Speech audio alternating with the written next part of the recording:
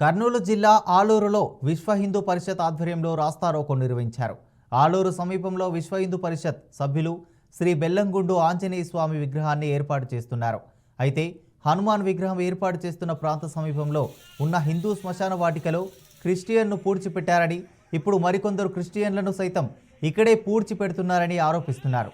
హిందూ దేవాలయాల వద్ద ఎలాంటి అనుమతి లేకుండా క్రిస్టియన్ సభ్యులు మృతదేహాలను ఎలా పూడ్చిపెడతారని ప్రశ్నించారు. పూడ్చిపెట్టిన శవాలను తీసేయాలంటూ తహసీల్దార్ కార్యాలయం ముందు ధర్నా నిర్వహించారు.